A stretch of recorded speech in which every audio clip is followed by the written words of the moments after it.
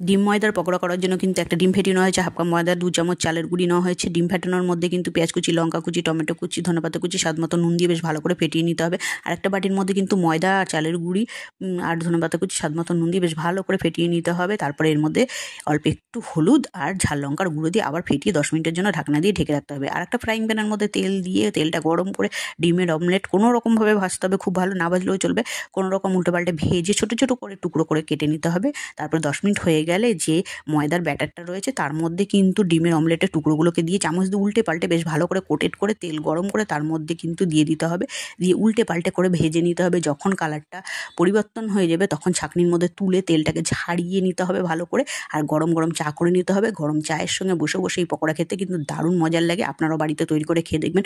ভিডিওটা ভালো লাগলে লাইক করবেন, প্রচুর প্রচুর প্রচুর শেয়ার করে দেবেন। ভালো থাকবেন, সুস্থ থাকবেন। আগামী দিন আসছি আবার নতুন কিছু নিয়ে। Tata, bye bye.